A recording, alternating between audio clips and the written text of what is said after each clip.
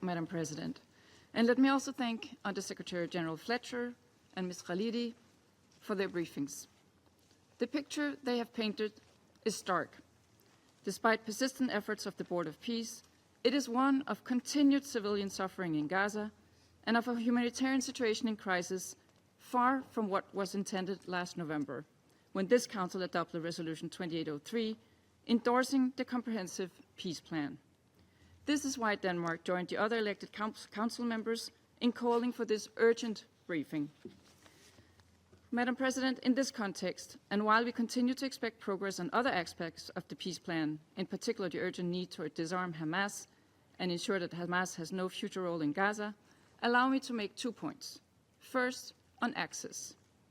The parties to the conflict must deliver on the commitment of the Comprehensive Peace Plan, which include, and I quote, "Upon the acceptance of this agreement, full aid will be immediately sent into the Gaza Strip.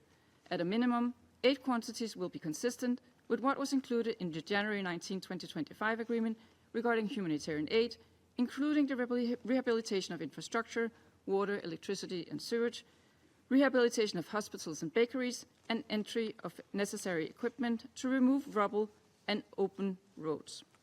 End of quote. Unfortunately, the reality on the ground is inconsistent with these commitments.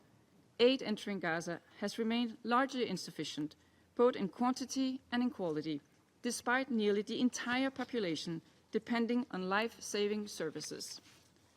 Humanitarian access has remained inconsistent, restricted, and below agreed commitments, while restrictions on commercial access have been partially eased.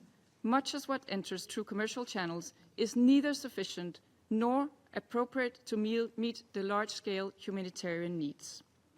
Crucially, commercial goods do not measure up to a principled needs-based humanitarian response that reaches the most vulnerable. Oil, fuel, generators, spare parts, temporary shelters, medicine, wash supplies, and other essential items continue to be severely restricted by Israel. These restrictions also limit the rehabilitation of infrastructure and demining efforts crucial for the humanitarian relief, early recovery, and reconstruction, as well as for the safety of all Palestinians. These restrictions have dire and unacceptable human consequences. Most of Gaza's population is unable to access affordable, nutritious food, and they receive food quantities below the minimum needs. Most are without sufficient clean water and live without proper shelters, sanitation, and sewage system, exposing them to pests and infections, leading to a rise in disease rates. Given the vast destruction and damage to Gaza's healthcare system, we call on Israel to reopen the medical corridor from Gaza to the West Bank, including East Jerusalem, while stressing the need for patients to be able to return to Gaza. Madam President, it is clear that we are very far from the target we set 7 months ago. This is why Denmark reiterates that humanitarian assistance must be safe, sustained, and unimpeded. It cannot be conditional, and it must never be used as a bargaining chip. The UN and its humanitarian partners are able and ready to scale up humanitarian operations if only allowed to do so. We call on Israel to lift the unreasonable level of restrictions on items designated as dual use and to open all crossings. We must also shift away from counting trucks towards an improved and verifiable humanitarian benchmark that indicate the actual relief provided to the civilians of Gaza. Madam President, my second point relates to the brave people working day and night to deliver humanitarian aid and our commitment to support them in working without interference and in safety.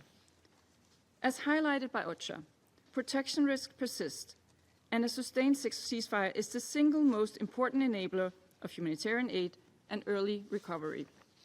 Humanitarian workers, medical personnel, and civilians must be protected in accordance with international humanitarian law. The Comprehensive Peace Plan clearly states that entry and distribution of aid should proceed without interference from the two parties, that it should be done through the UN and its agencies, the Red Crescent, in addition to other international institutions not associated in any manner with either party. Denmark is alarmed by Israel's decision to deregister international NGOs. The absence of these organizations would have a significantly negative impact on the humanitarian situation in Gaza and we urge Israel to allow them to operate in the occupied Palestinian territory.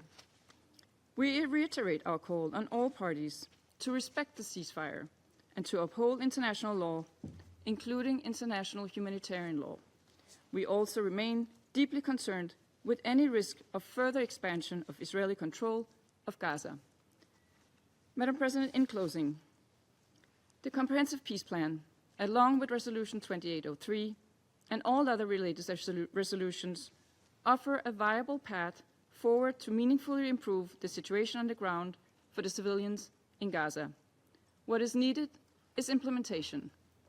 Around this table, we need to do more to deliver on our commitments and to ensure that these resolutions are fully implemented by all parties. As a Council, this is our collective responsibility, and Denmark remains steadfast in our support to this important end.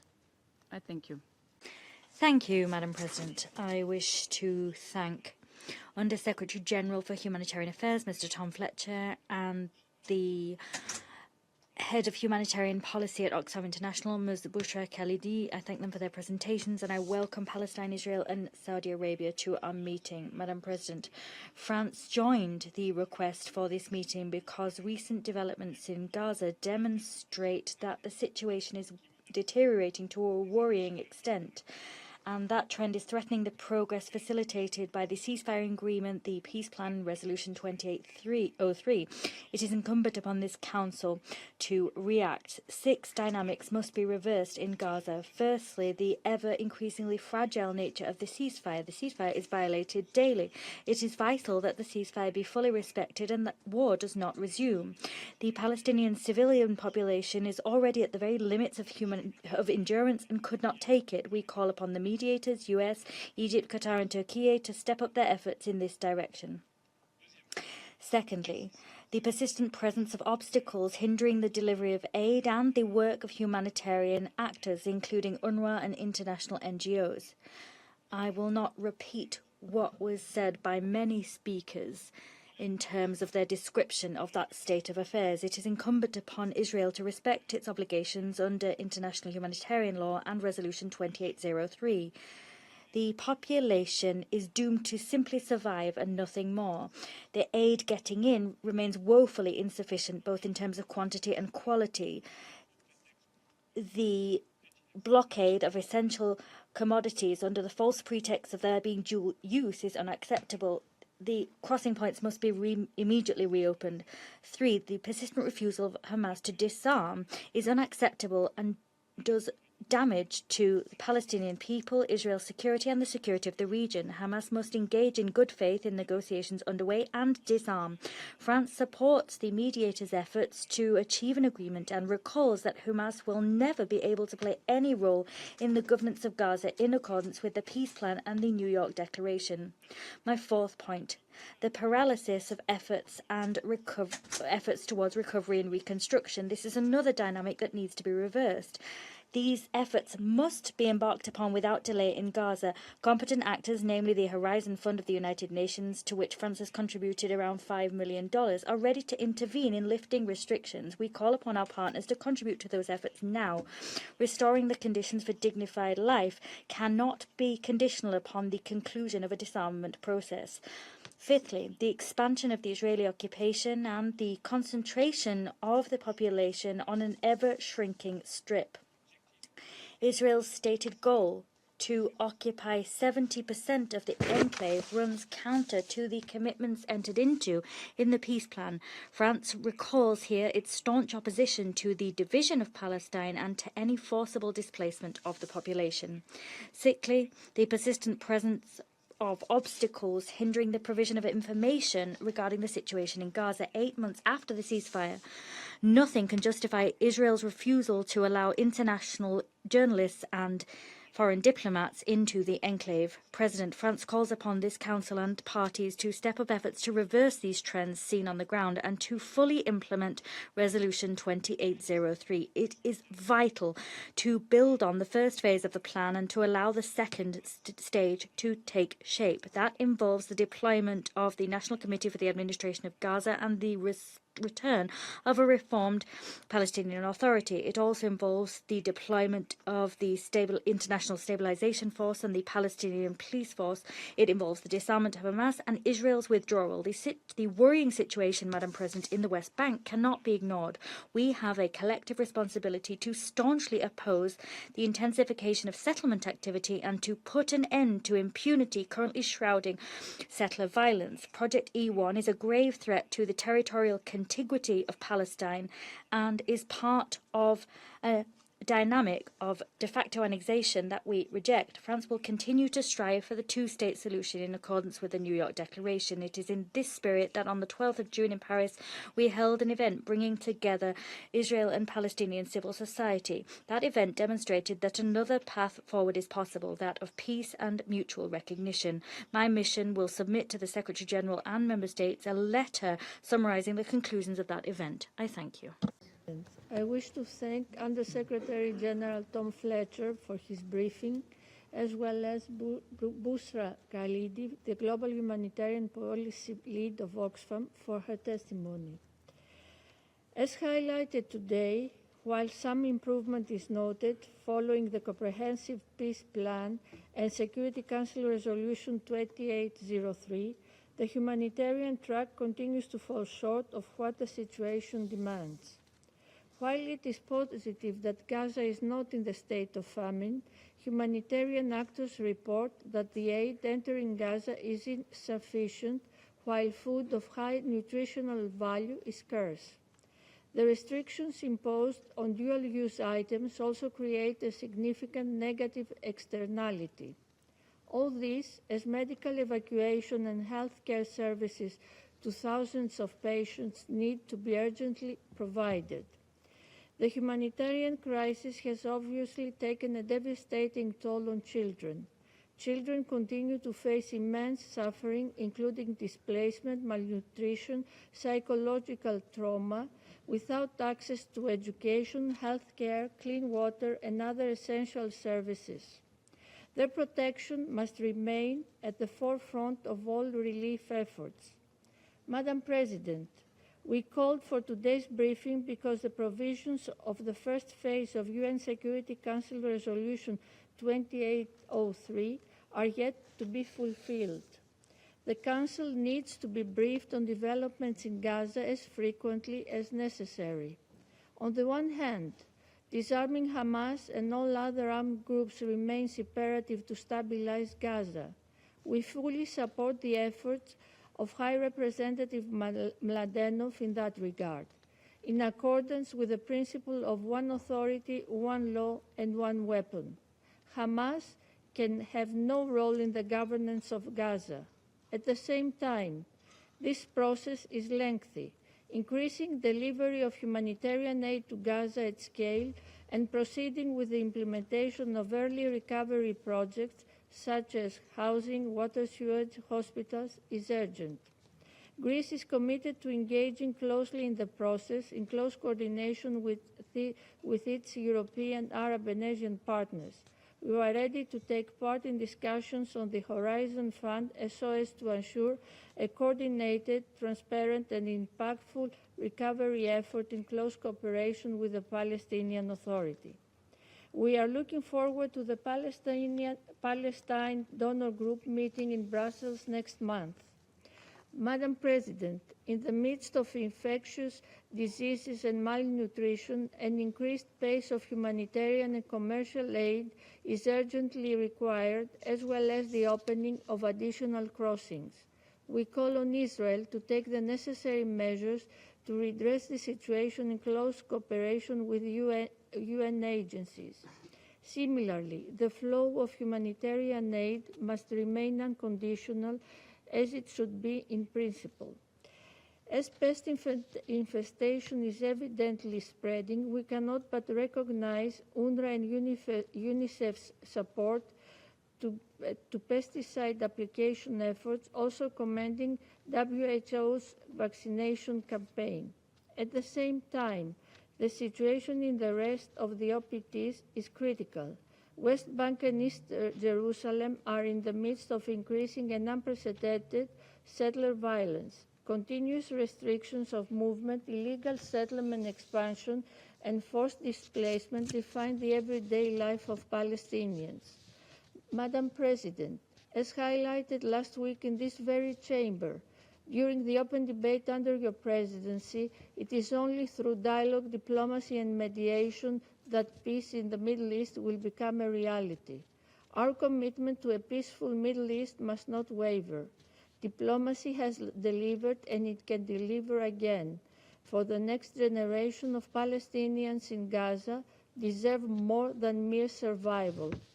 A peaceful path ahead is possible only through the reinvigoration of a credible political process and a clear political horizon for the Palestinians.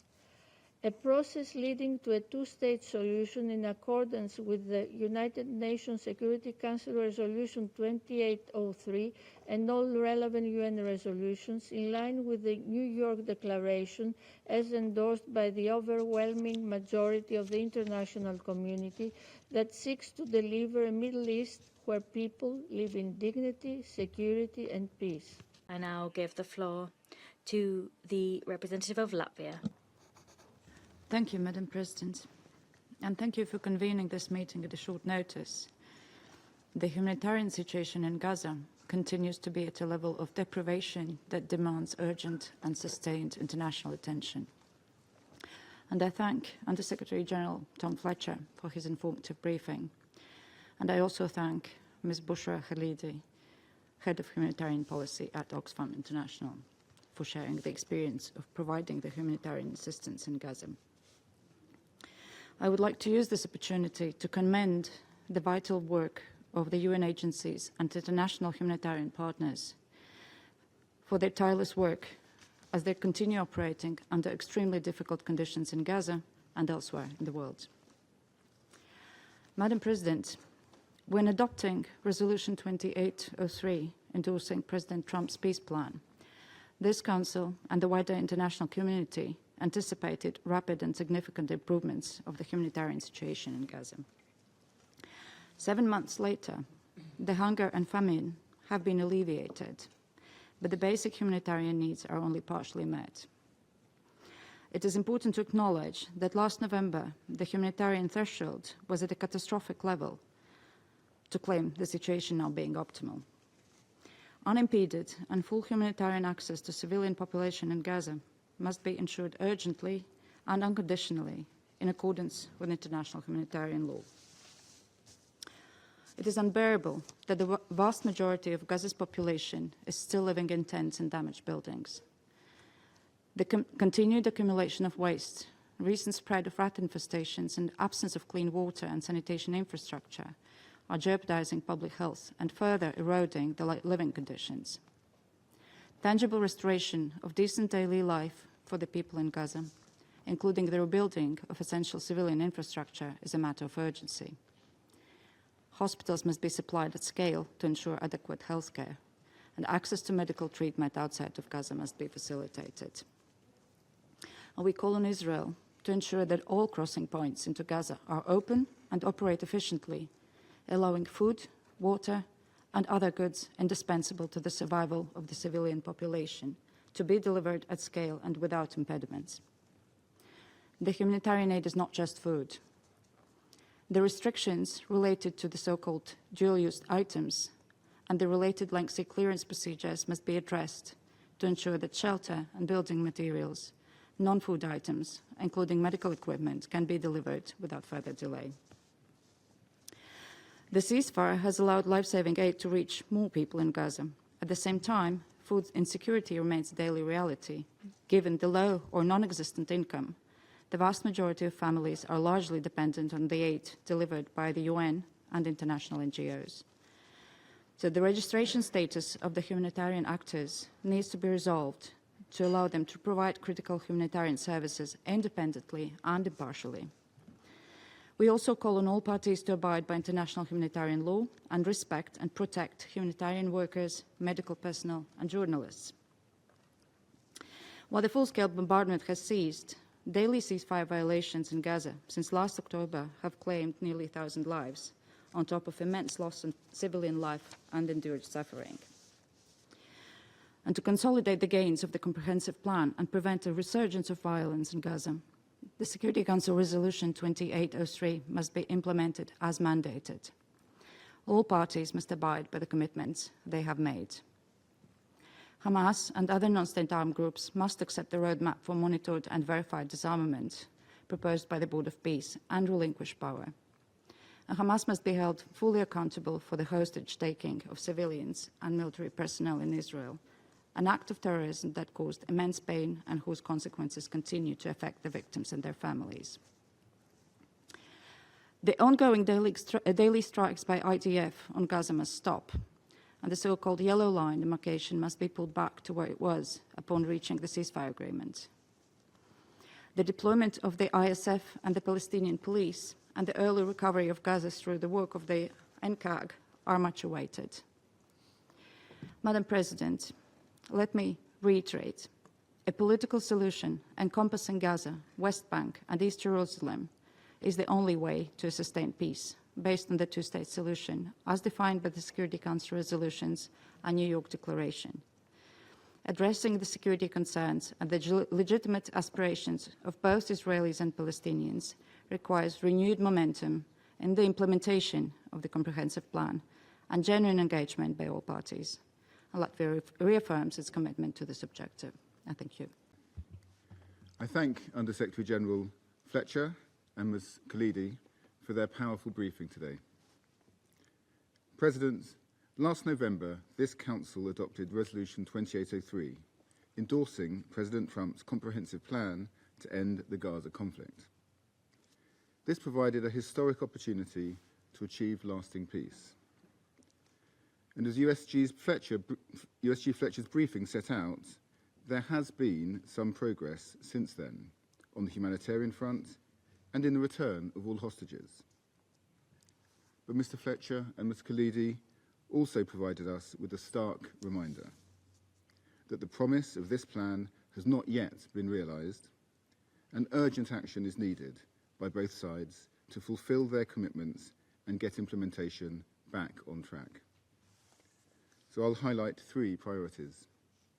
First, as we heard today, the humanitarian situation in Gaza remains dire. Ongoing violations of the ceasefire are reported to have killed over 1,000 Palestinians since October.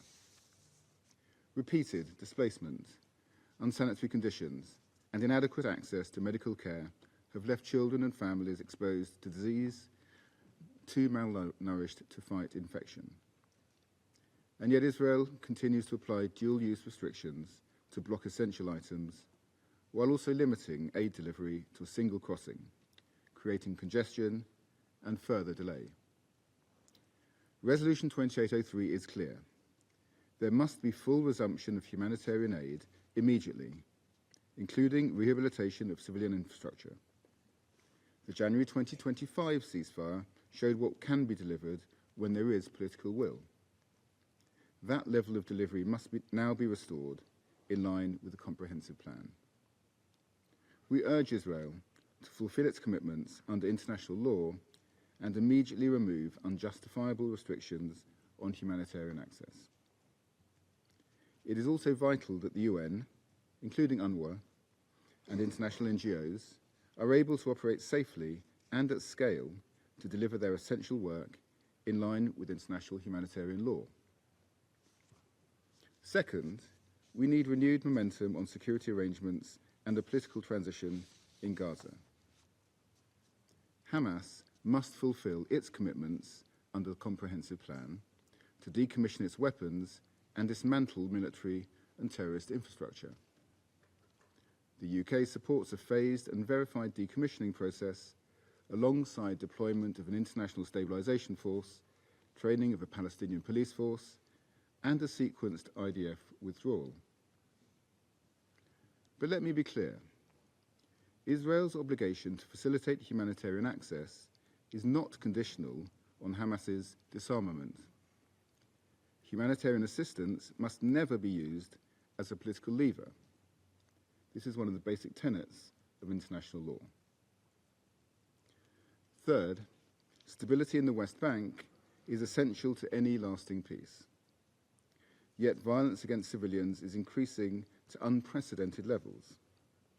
We're horrified by footage of Israeli forces killing a 7-month-old baby in Hebron on the 5th of June. Israel must take action to ensure the perpetrators face accountability. Such acts of violence, alongside continued displacement and the withholding of Palestinian Authority revenues of over $5 billion, undermine the comprehensive plan. This must stop.